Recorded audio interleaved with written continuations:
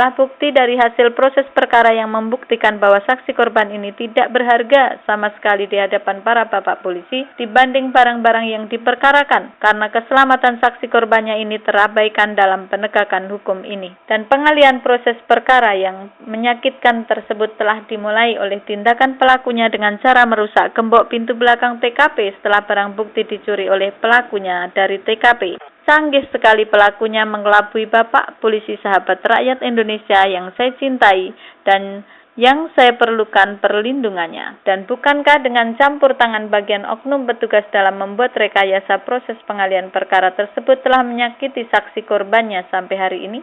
Apabila saksi korban ini dilecehkan masyarakat dan atau kelompok orang, saksi korban ini masih bisa bertahan. Namun hal pelecehan perkara ini telah dilakukan oleh bagian oknum-oknum kepolisian Polsek Sukawati yang seyogyanya melindungi saksi korban, namun justru mengancam dan mempermainkan dengan bukti hasil buku putusan Pengadilan Negeri Gianyar tersebut di atas bersama barang bukti yang masih diamankan di PN tersebut.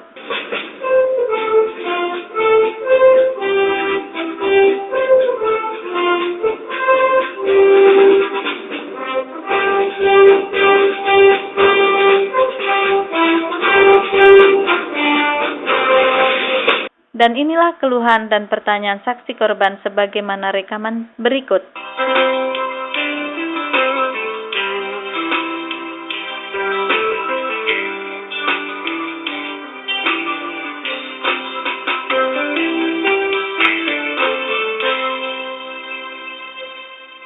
Tuhan Yesus, Tuhan, mengapa hati hamba ini sangat tidak terima terhadap siapapun yang telah melakukan, Bapa.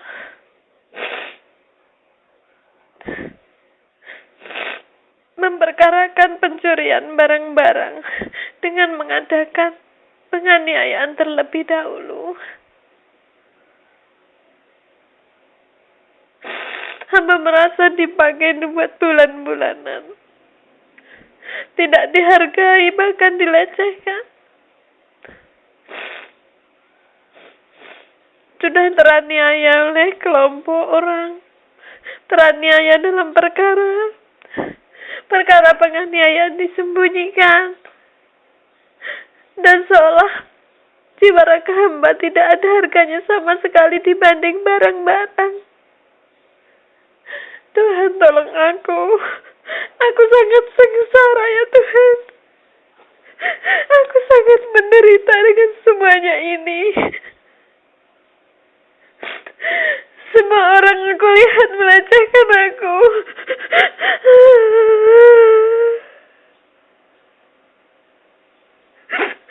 Aku semakin tak berharga dibanding barang-barang saya.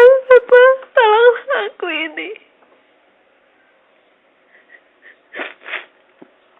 Apa sesungguhnya motivasi di dalam pencurian alat musik drum? Sehingga begitu banyak permainan-permainan, baik sebelum maupun sesudah adanya perkara di kepolisian. Tuhan, tolonglah aku.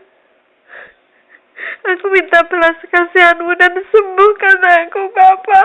Sembuhkanlah aku. Sembuhkanlah aku, Tuhan. Sembuhkanlah aku, Tuhan.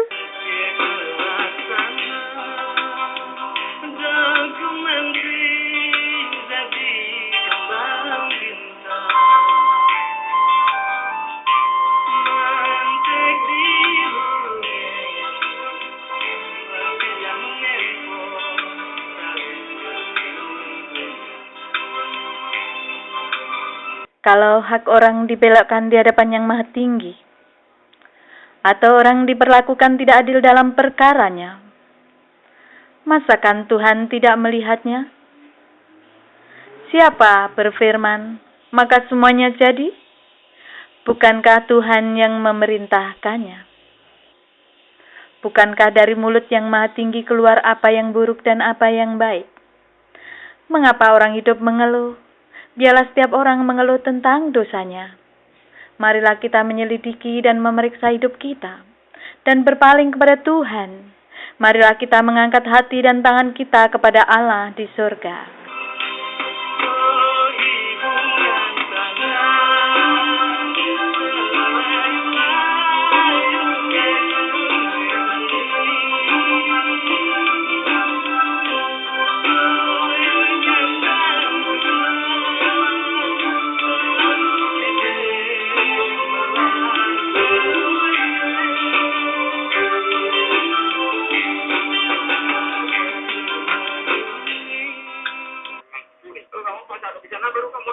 saja. Bagaimana aku melihat orang aku diancam polisi? Awas Ibu, kalau kejadian di sini tidak Ibu laporkan ke kantor polisi, saya bakar tempat ini. Itu kan di depanmu. Kenapa kau biarkan saja aku perempuan ini? Aku bisa berbuat apa kalau aku udah dijotos sama orang? Oh, kan kemarin nggak ada yang jotos itu. Nggak ada dijotos, kan berdiri di depanmu, di galeri itu. Kenapa kok polisi ngancam aku, kok biarin saja? Kamu lihat nggak aku mau keluar itu dikasih kerja korupsi?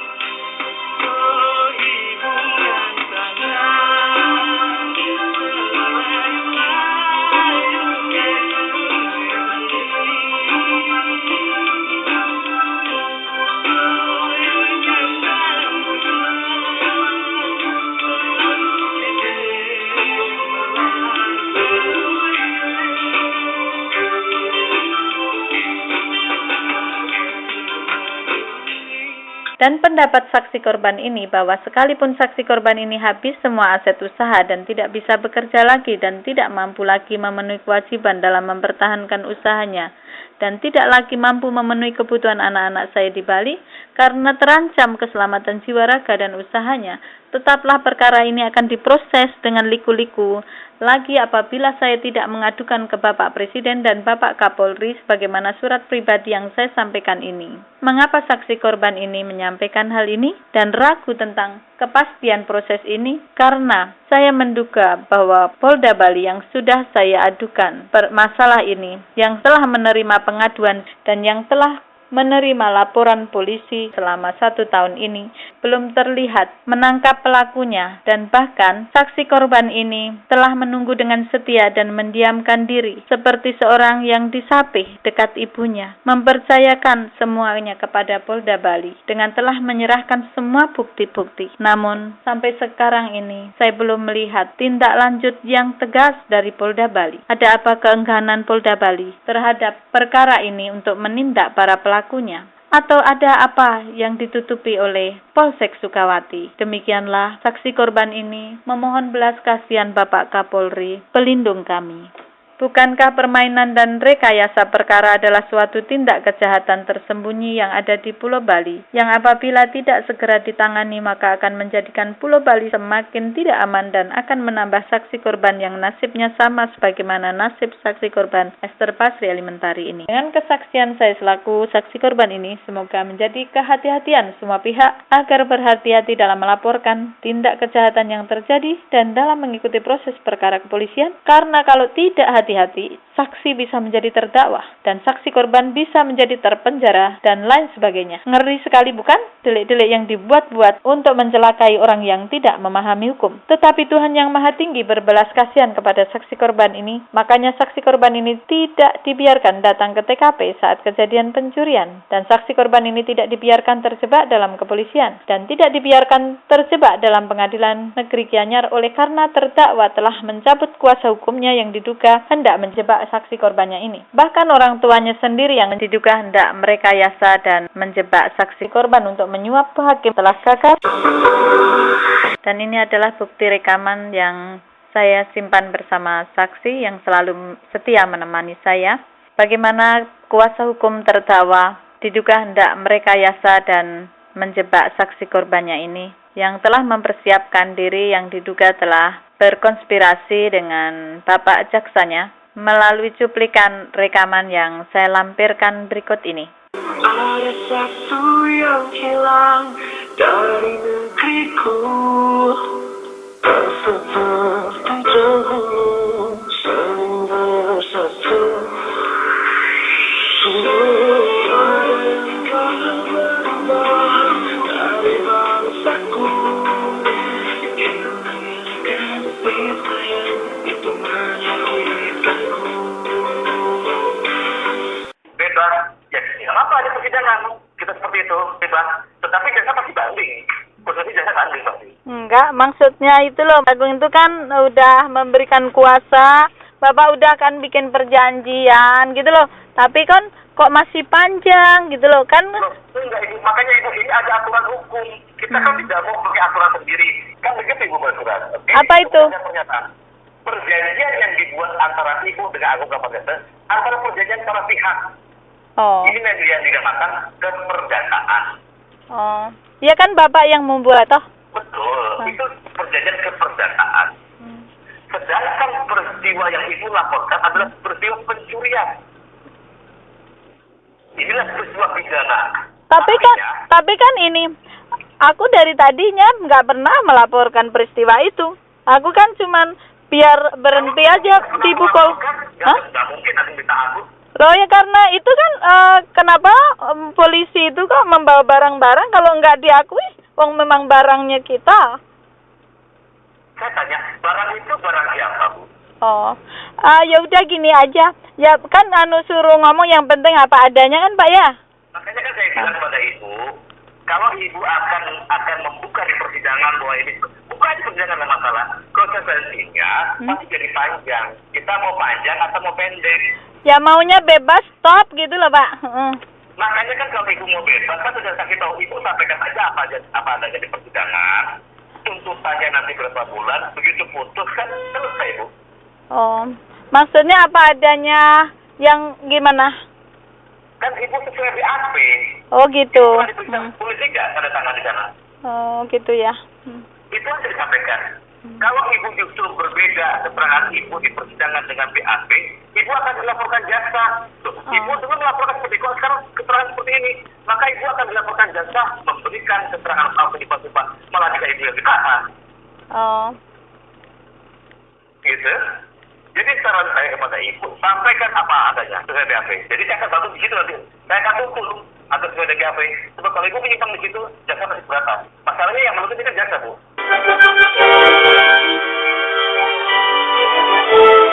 Ibu melaporkan aku ke pengadilan, ke polisi, peristiwa pencurian atau peristiwa pemukulan?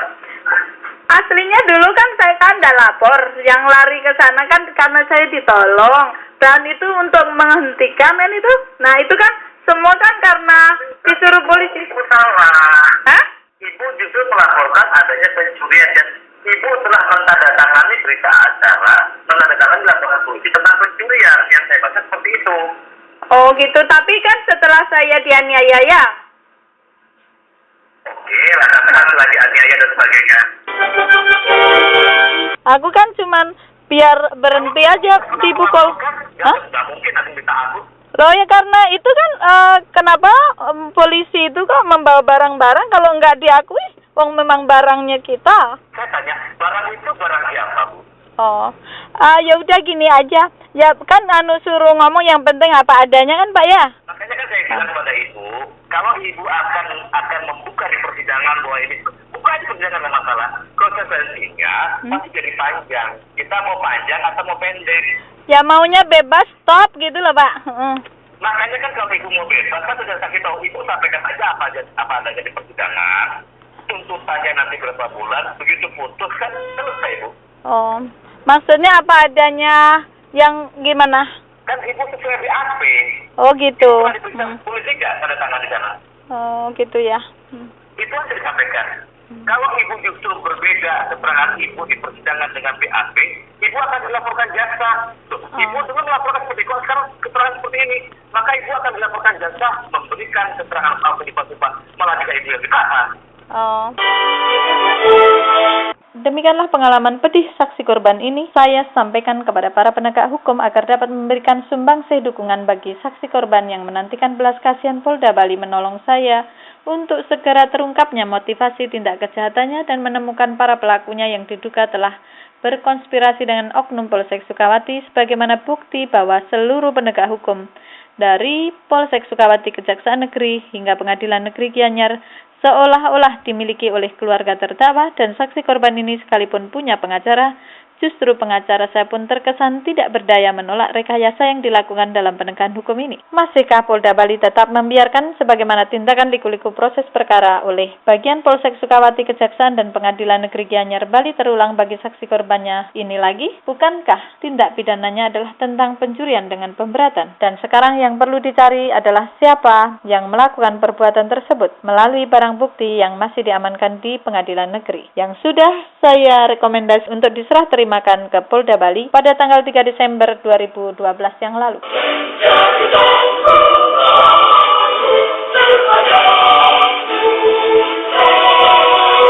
Dan Dan bagaimana cara menemukan pelakunya kalau bukan melalui terlapor yang diduga mengetahui bagaimana barang bukti tersebut, kemudian pindah ke mobil APP DK1311F warna silver yang kemudian oleh pelakunya yang telah keluar dari Pulau Bungin Denpasar pada pukul 02 Wita tanggal 24 September 2011 atas tindakan terlapor yang memasuki pekarangan orang lain tanpa izin pemiliknya dengan cara menunjuk mobil tersebut dari balik pintu gerbang gudang desain untuk diperbolehkan memasuki pintu gerbang gudang desain tersebut untuk mendapatkan pengemudinya yang kemudian pengemudi tersebut yang menjadi pelaku pencurian dalam buku putusan PN nomor 09 PID.B garing 2012 garing PN.GIR tersebut.